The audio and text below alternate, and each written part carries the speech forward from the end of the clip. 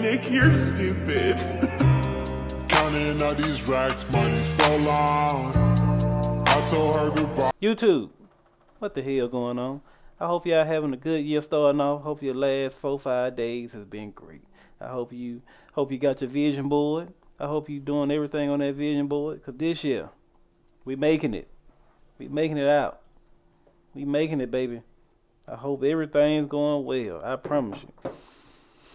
Anyway, today I want to do this video. This is the first video I actually wanted to do. The Weeknd, Abel. I really love pause. This man work. He might be toxic, as they say. He's very toxic, as they say. But to me, he's just a cool dude who like doing what he doing, and he tell you what he do. But anyway, yes, just in case people don't think I'm a big fan of this man, hold on, wait 1 second. Let me show you something. I had this screenshotted. Hold on. Let me get it. I gotta get it. Yep, you see it. And that was just half of the year. Not even the whole year. That was half of the year.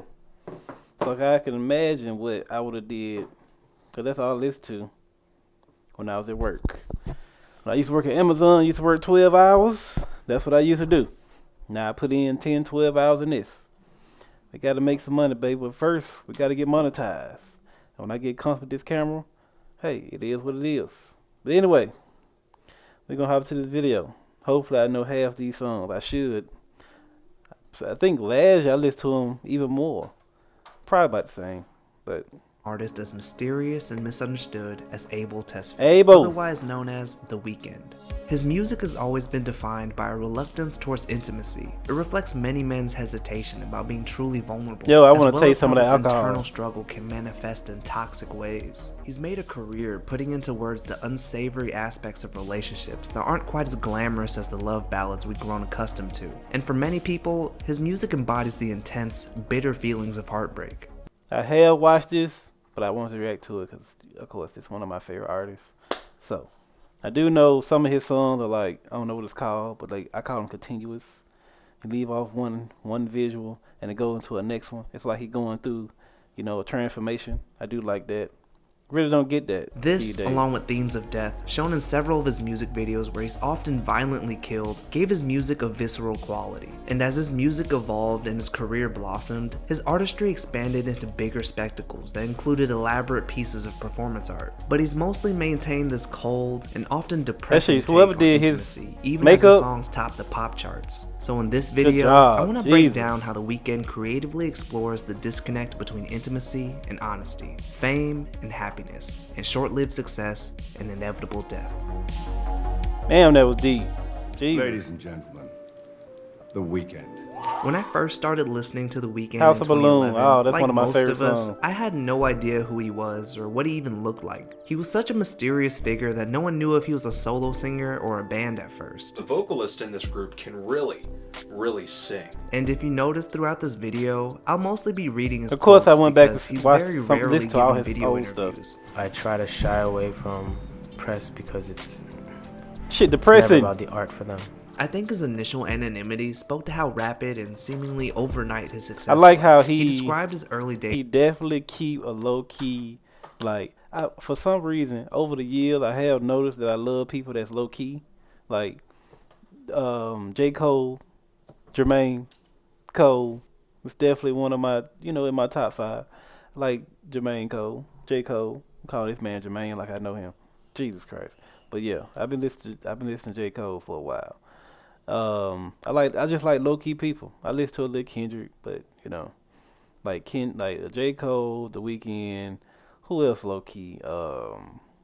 Like I ain't go Future kind of low key because you don't really hear about him in the press or see him beefing with nobody or doing nothing. But Lil Wayne before he was, I ain't gonna say before he was Lil Wayne, before he came into his shell, I want to say. I'm gonna word this. I don't even know. But Lil Wayne before now, he wasn't doing no press. He wasn't doing no interview. That man was just dropping music, and I didn't know nothing about that man. That's what I like. I like people that drop music and drop off. Just get the hell on. Maybe post a couple videos here and there to say, hey, I'm live. Like when the last time you heard J. Cole? Like long as he type of, I should have went to his. No, he wasn't here though. I think it was just Drake that came. Or did they come already? I don't even think they came. Anyway, this is a long video. I'm gonna watch it though. Article noting nobody knew what I looked like. I was not popping. I was struggling at the time. I was folding clothes at American Apparel when somebody at the store played the song. Mind you, nobody knew who The Weeknd was. I think we went on for about like almost a year with no pictures. Everyone's like, yo, who is this guy? Who's The Weeknd? How does he look? And See, welcomed if I ever anonymity, get too the famous, chance to or famous or noticed or like whatever the hell they people want to call it, I want to just, hey, show my face and I'm a ghost. I'm dropping off, baby. I'm dropping off. You're not finna know. to get a quote unbiased reaction in a genre he felt was heavily influenced by artist appearance. When you say But famous, through I the don't wanna be mystery, famous. what made us so curious about him was his dark take on the typical conventions of the R&B genre. He approached it with moral ambiguity, highlighted by painfully blunt lyrics. It's most evident in his first notable single, Wicked Games. The brooding guitar strums on the song provide a sinister undertone to a story of lust and deceit. Rather than depicting sex as a means of expressing love or affection, he describes it almost like a deal with the devil, where he bears his vulnerabilities and indignities in exchange for a fleeting moment of empty passion. It's something many of us can relate to, in the sense we often use physical closeness to compensate for emotional detachment, to get the satisfaction of external companionship without having to do the work of connecting on an internal, emotional level. The song reminds me of the classic Michael Jackson song Dirty Diana. While The Weeknd Dirty has actually covered the Diana. track, I think Wicked Games best reflects Dirty Diana's influence on it. Unlike Michael's other well-known hits, Dirty Diana's a little more aggressive than songs like Billie Jean or Thriller, as it's about getting seduced by groupies He while on tour. was being compared early. I ain't gonna say early in his career because it's probably later. He was definitely, what's his song name when he was transforming and he caught on fire? I can't think of the song name right at the moment, but they were definitely comparing him to Michael Jackson because he can dance, so, and sing. It's not a romantic or bouncy song to dance Definitely a grimy but instead song. a messy tale about Yeah, shameful yeah. affairs on the road. The early portion of Abel's career seemed defined by a similar cynicism. There was a certain toxicity that permeated his mixtapes and debut album. He constantly sang about the murky, insincere, and often unpleasant Oh, he aspects sang of about the drugs and relationships, effing from women. cheating to maintaining the guise of a happy one. in the Exactly, midst but of he his just want to be decay. happy. Hey. So it's no wonder when you listen to the opening track of his debut mixtape, House of Balloons, it's an eerie introduction and almost a warning for the listener to be prepared for a bleak, melancholic journey.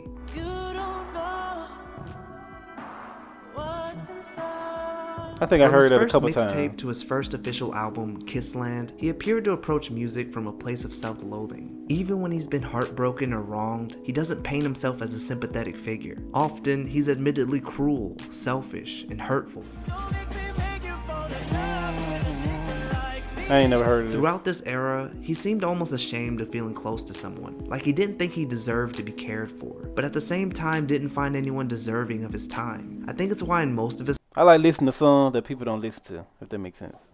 I should have definitely knew about that song, but I listen to it. Trust me. songs, he's pushing people away, and often he does so with spectacular pettiness. While we've heard countless songs about infidelity, Definitely, yep. Abel took them to new depths in songs like The Knowing, where he describes knowing of his partner's cheating, but instead of simply ending things, he gets petty revenge.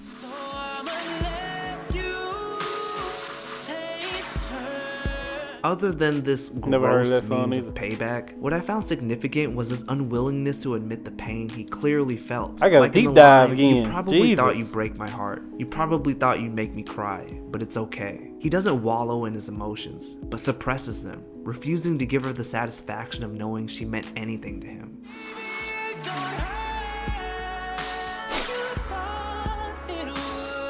It helps me create a sort of melancholy R&B and alternative soul I think the music. time I started listening to him, I was going through some of my life, and I forgot what was the first song I heard from The Weeknd. It was like the motherfucker was talking to me. I was like, what the hell going on here? I can't remember. I was going through some of my life, and I don't even know why he came up, because I wouldn't even listen to The Weeknd 4 years ago. At least 5. I was not listening to The Weeknd at all. It was right when I started working at Amazon. I was not listening to The Weeknd at all. and then something happened in my life, and then for some odd reason, I started listening to The Weeknd, and I haven't stopped since. I wish I would have went to his concert, but I'm not missing another goddamn concert. I'm going to the next Weeknd concert. Yes. Very honest and disturbing truth, what young men think but will never say out loud. For Abel, intimacy is never as straightforward as two people falling in love, but rather an entanglement characterized by insincerity and deceit, which made him suspicious of the whole idea. I get the sense he's disillusioned and refuses to shed his defenses with a woman because of the fear of getting hurt or rejected. He elaborated in a 2013 Complex interview where he said, "That's what Kissland is to me, an environment that's just honest fear. I don't know who I am right now, and I'm doing all these outlandish things in these settings that I'm not familiar with. Kissland is like a horror movie." About it. Following Kissland, The Weeknd's popularity soared to new heights as he found himself atop the charts alongside the Taylor Swifts and Justin Biebers of the world. He still sang about the messy aspects of love, but now it sounded more refined and crisp. In Beauty Behind the Madness, he dropped some of the ethereal elements in favor of a more bombastic and catchy production. Specifically, his collaboration with Ariana Grande on Love Me Harder opened the doors to the upper echelon of pop stardom, introducing him to Max Martin, the producer behind 25 #1 singles. Together, they created 2 chart-topping hits, but most notably, they tapped into Abel's vocal resemblance to Michael Jackson with Can't Feel My Face, which I felt channeled Michael's Don't Stop Till You Get Enough.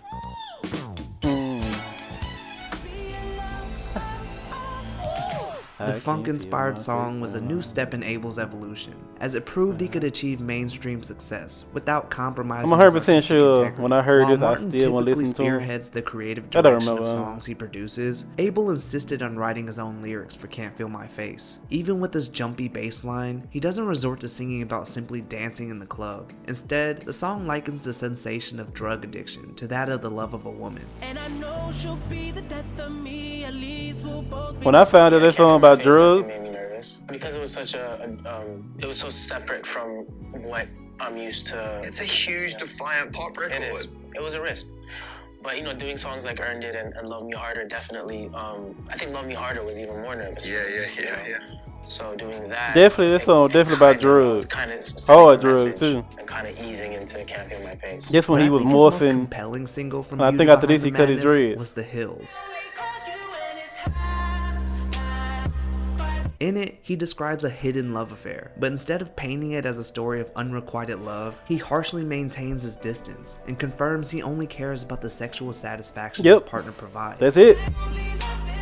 Touch me and I feel me when I'm fucked up. That's the real me. The when cold I'm and fucked piercing up. beat complements the message he tells his partner, which is simply, "I don't care about you." It's dispassionate and straight up mean as he admits he only wants her for her body. Even though the sound of his music was changing, the themes didn't really change. Throughout Beauty Behind the Madness, he upholds this image of a fuckboy, bragging about his sexual exploits in songs like Tell Your Friends and Often.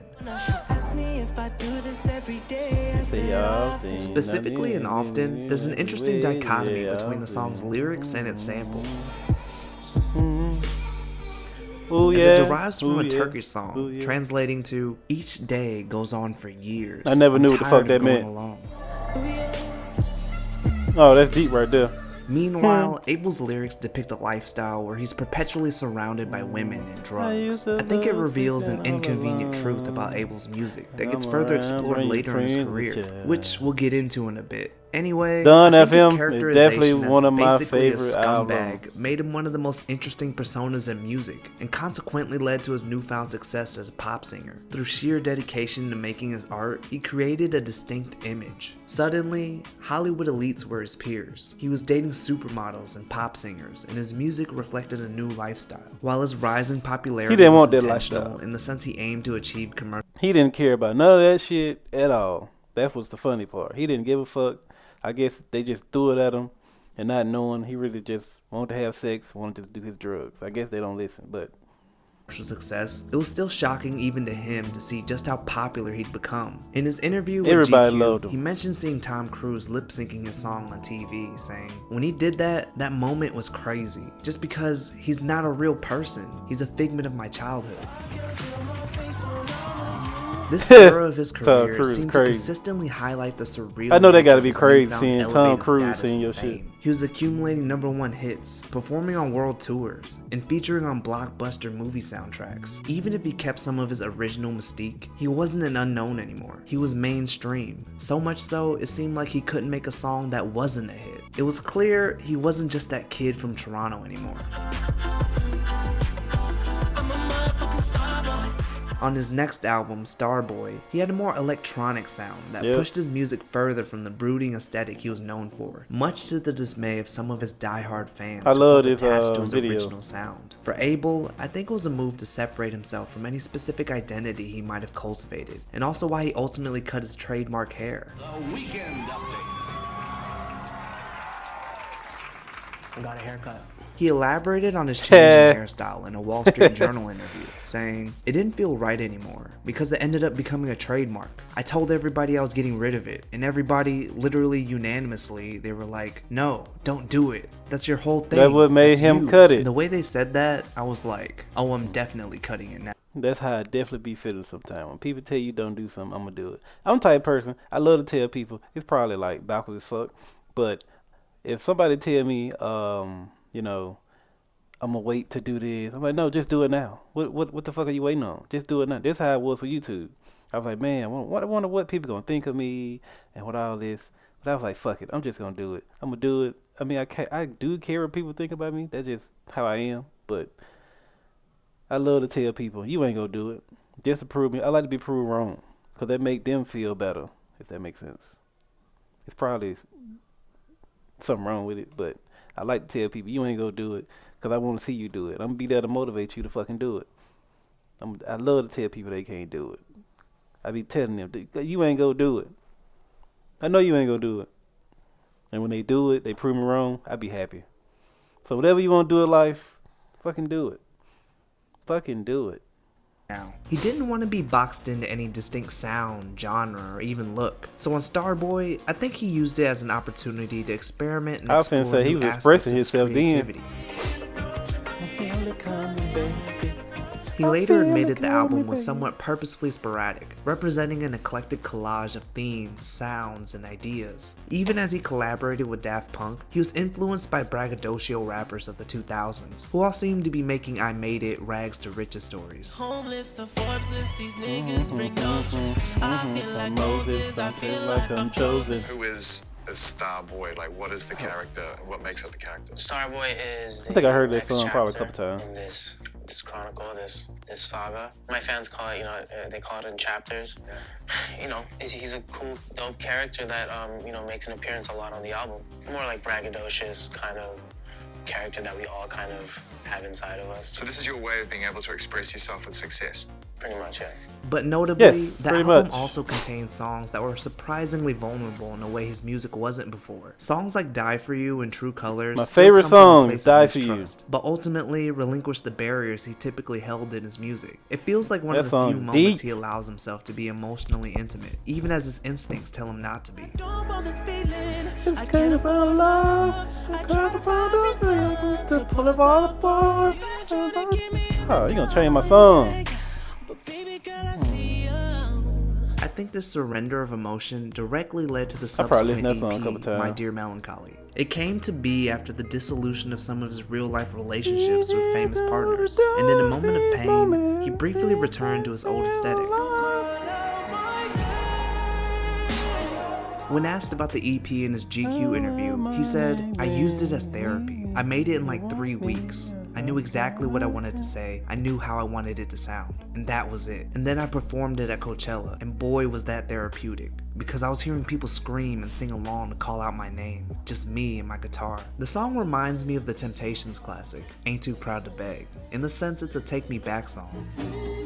Baby, baby, don't believe me, girl. But while Ain't Too Proud to Beg is a feel-good jam that sounds perfect over the end of a romantic comedy as two characters reconcile, Call Out My Name's somber beat makes it feel like a much more bitter and desperate plea to stay together. It's a song meant for the playlist you listen to as you wallow alone in your bedroom, thinking about your ex, wondering what could have been. That's some in the wild song, shit. he begrudgingly admits to being hurt, despite his urge to feign indifference. I said I didn't feel nothing, baby.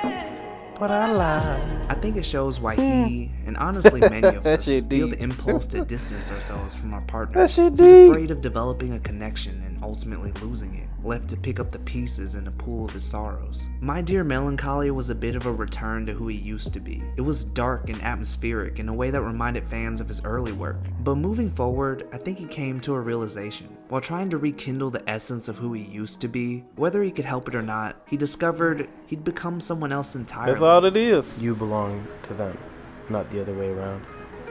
I think this was his documentary. I think I watched it. I watched it. Someone else's life. After My Dear Melancholy, it seemed like The Weeknd was transitioning into a new phase of his career. His albums were growing more grandiose and conceptual, culminating in the release of After Hours. With the song Heartless, a sleek I and love After extravagantly Hours, too. produced track by Metro Boomin, The Weeknd debuted a noticeably different appearance. I'm talking about a whole- showcasing this new man haircut, became- facial hair and a distinct red suit. It proved Every time this man seemed like he just came somebody new, he had a whole new sound. That's all. That shit is great. I love it. That's why I love all his albums. Every time he came, it seemed like he was just a whole different person. Like he just picked up another persona or something. I don't know how the fuck he do it, but that shit is great. proved to be more than a one-off wardrobe choice, as he donned the same look for all of his public appearances. It slowly became clear he was performing as a character separate from himself. It wasn't necessarily a new endeavor for him, as he'd made a short film for Starboy called Mania, and even hinted at portraying an alter ego. But After Hours was the most ambitious and interconnected I don't think I work thought he'd of it ever like that. created. I think the visuals aren't discussed enough, as he clearly put a lot of thought and detail into his public performances, and I would argue he deliberately set out to make performance art. Spanning multiple Yo, when he mediums, came out with the face on Instagram, I remember when he first posted, people like, what the hell happened to your face? They thought it was real. Whoever the makeup artist is doing this shit is fucking amazing. That shit look crazy. like music videos, short films, and live performances, he weaves a loose narrative through the entire album with tons of notable references to classic films. Beginning with Heartless, we see a character simply known as the Character get lost in the glitz and glam of Las Vegas. He goes through an out-of-control night filled with partying and drugs before wandering off, seemingly trying to escape the city of sin. The story takes a turn after his performance on Jimmy Kimmel Live. He walks away from the raucous crowd and roams around alone, faced with the I like emptiness that he was video. trying to fill. Clearly exhausted, He's and walking drained around as and his shit. smile fades and That his shit was fire. expression becomes more and more distorted, trying to express his inner turmoil. But when he puts on the sunglasses, it's as though he gets possessed, dragged around until we ultimately see him in a closing elevator. In this demonic state, he terrorizes a woman in a manner reminiscent of classic slasher films until she eventually decapitates him and returns to the dance club with Yep. his severed head. Yep. Later, his head Come on, finds bro. his way onto the street of an affluent neighborhood, where it's found by two heavily bandaged women. Is that who I think it is? I They never seen that desecrate his video. head before That's attaching it that's to some another wild man's shit right body, here, boy. apparently bringing him back to life, since he Yep. later appears at the 2020 AMAs, Yep. heavily bruised, bandaged, and bloody. The story ends in regret in the videos for Till I Bleed Out and Snow Child, wishing he could escape the life he built, the life he dreamt of. He reminisces on all he went through, homelessness, his rise to fame, and recognizes he had little choice but to be seduced by the industry. All the fame and success took him away I from heard that song poverty, but it probably also a couple brought different times. forms of hardship. A life where he could no longer just be himself, but had to be You gotta the be, Weeknd. yeah. the Finally, Weeknd in the shit. music video for Save Your Tears, Save it seems to me he's performing the Tears song for years from now, another in front of day. a small, anonymous audience, and barely recognizable Boom, boom, due to boom, botched boom, plastic surgeries. He's propped up on stage, performing for the masked and unresponsive audience until he pulls out a gun to shoot Yep. himself, only for confetti to shower out as he smiles for the cheering crowd. Yeah, that video is So, crazy. that was a lot to unpack. Abel left the meaning behind this elaborate performance ambiguous to allow overly dedicated fans like myself to find our own meanings. Honestly, I have my answers, but I love people's theories and conclusions on who he is and what it means and the message he's giving. I think it speaks to Abel's journey with fame. I the like that. lifestyle traps him and refuses to let him go. Won't let him until go. he transforms into another plastic, soulless celebrity. He later explained, saying, "The significance of the entire head bandages is reflecting on the absurd culture of Hollywood celebrity and people manipulating themselves for superficial reasons to please and be validated. In his search to gain validation, he becomes someone else entirely." Your tears for another day. His startling appearance by the end of the saga could be a reference to Michael Jackson, as MJ has been an inspiration and frequent comparison to The Weeknd his whole career. Looking at what the music industry did to him, milking him for decades of entertainment, ruining his life through endless paparazzi and tabloid fodder, releasing albums after his death, and reanimating him for posthumous live performances. They was milking him like crazy. Man, I be wondering. Sometimes I used to wonder when I was younger. I'm like, man, they have so much money, just so much money. It couldn't be about the money anymore. It gotta be about the power. At a certain point, when you get to a certain point in life, it's not even about the money no more. It's about I could control you, cause you want to be where I'm at, or you want to get to a certain level in your life. But if you do what I say, Cat Williams was saying this. Jesus Christ. Performances. I think it speaks to the parasitic nature of fame.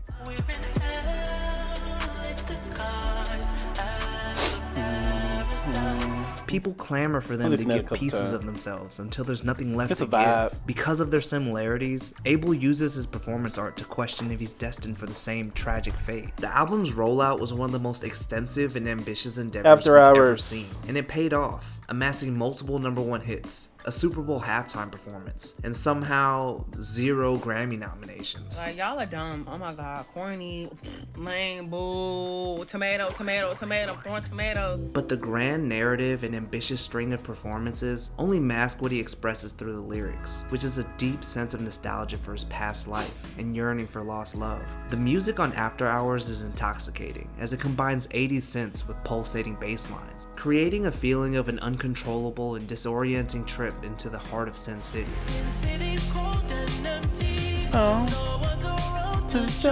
Just as he kept a front in the early portion of his career, the performance art obscured the sense of loneliness he felt after finally giving himself to a relationship, only for it to crumble. In an interview with Variety, he said, "You can see there's a sadness to it. I'm obviously telling a story in the singles, but the bigger story is this album." He's in a couple relationship the extravagance of After Hours, he's reeling from a relationship that left him broken, embarrassed, and isolated. The drugs, the parties, and the excess are all distractions for his looming sense of loneliness. Yep. He was with a lot of, I ain't gonna say a lot, because I really don't keep up with it, but I think I seen a video of all the women he was with, a couple women, but it just seemed like he's stuck on one person. He trying to get away from that one person. I don't know who that one person is.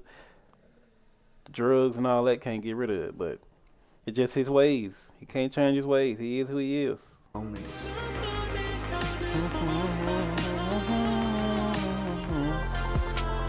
I can't be alone again. It's a reflection of how he felt meeting a woman who treated him the way he's treated women his whole life, as cataloged in his music. The nonchalant, disinterested attitude he gave to countless women was thrown back to him, and he saw how painful it felt to be on the other side.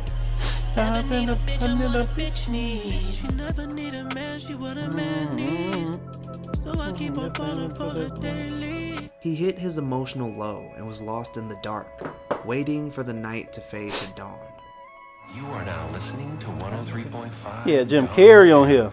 You've been in the dark for way too long. Featuring incredible dance grooves and bouncing synths, The Weeknd's next album, Dawn FM, leaned further into a nostalgic 80s aesthetic. It began with fast-paced tracks about living in the moment and not thinking about tomorrow. It's thematically reminiscent of the music he made earlier in his career, where he prioritized himself over the needs of his partners.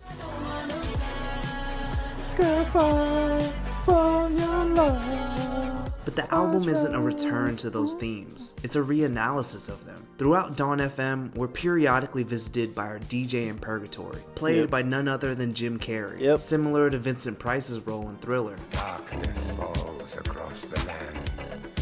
The midnight hour is close at hand. Scared? Don't worry. We'll be there to hold your hand and guide you through this painless Done transition. FM. Here, Carrie's voice is an unnerving yet comforting presence, guiding us to the end of our journey. Just relax and enjoy another hour of commercial-free music. It directly ties to the album cover and Abel's new appearance as a grayed, older version of himself, contemplating his past mistakes, re-examining who he was, and how it led him to where he is today. After a lifetime of keeping people at arm's length, they've slowly started to move on from him, leaving him plagued by regret and loneliness. So it's fitting Dawn FM included an interlude from Quincy Jones, the iconic producer behind 3 Michael Jackson albums that essentially defined the 80s. His production clearly influenced Dawn FM, but his appearance lends to the overarching theme as he tells a traumatic childhood story. Watching my mother get put in a straitjacket and taken out of my home when I was only 7 years old. This, along with his quote, evil stepmother, led to Quincy's strained relationship with women that lasted his entire life. Whenever I got too close to the woman, I would cut her off, partially based on fear. After the interlude, Abel's sense of regret permeates the rest of the album's lyrics, reflecting his longing for better times that have passed him by and the intimate connections he squandered. I think this is most evident in the progression between Best Friends and Is There Someone Else, which I have to say contains a euphoric song transition.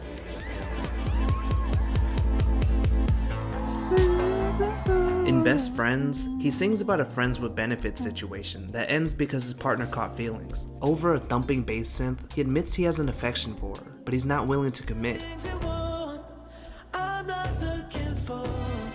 But in Is There Someone Else, his demeanor shifts to brazen jealousy about his partner. I forgot what being movie with she anyone was else. from.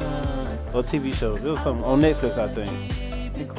It's a stark contrast from his rejection of her feelings on the previous track, revealing how he masks his true longing for intimacy through a veil of indifference. And it's only further solidified in tracks like Don't Break My Heart and I Heard You're Married. Now that she's found someone else to spend her time with, he's confronted by feelings of inadequacy and realizes he's wasted his time pushing people away.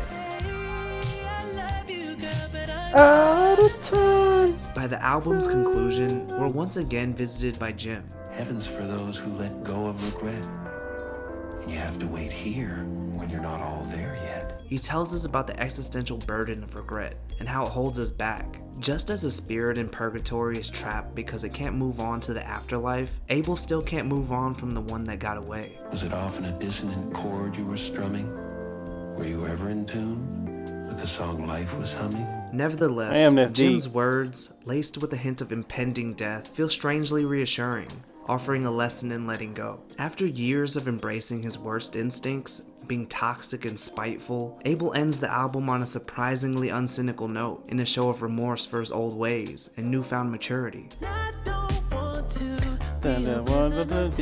Who I used to be. At the time of making this video, it doesn't seem like Abel's finished telling the visual story of Dawn FM. So far, we've seen him violently beat down his older self, as if literally fighting off old age, only for this older version of him to continue haunting him with his now disfigured face, stalking him everywhere he goes. In his latest video for Out of Time, it ends with him beginning the process of a face transplant, possibly hinting at the futile nature of trying to fix the problems of the past. I haven't quite pinpointed where the story is going, so if anybody has any theories, let me know what you think. He's hinted that Dawn FM is part of a new trilogy for him. Whether it's the first, second, or third chapter isn't so clear, but it is clear he's been creating a greater, interconnected story through his music. And while he seems to assume the persona of someone else through his performance art, I think it's indicative of his growth into a more mature and reflective person. For some of his longtime fans, it might feel like he's not the same sinister, shadowy artist we first discovered all those years ago. And he isn't. Just like his music, he's constantly evolving and finding new and captivating ways to tell stories, whether through brutally honest lyrics or complex performance art. I don't know what will come after Dawn, but I'm looking forward to whatever he has in store. Yes, sir. Good. Hey guys, thanks for watching. I honestly nice video, whatever your name is. Nice fucking video. Nice fucking video. Jesus Christ, that was a good video. Yes, I wanted to react to that video before I even started YouTube because it was a good ass video. And I'm the Weeknd fan. Of course, I don't know every goddamn song, so cut me some slack, people. But hey, I know majority of them. But yeah, the Weeknd, he definitely, through his music, just tell you whatever he going through, whatever he been through. You know, performances. I love the performances he give because they're not known performances. And half the time when he do performance on shows, he not actually just standing there. He walking around and showing you some or putting something together and stuff like that. But yeah, I haven't kept up with him in a while. But whatever, I don't think. Yeah, he ain't dropping that lately. So besides that song, I didn't think 'cause you popular. Love that shit. Been playing the fuck out that shit. Anyway, you like the video, like, comment, subscribe, share. Peace.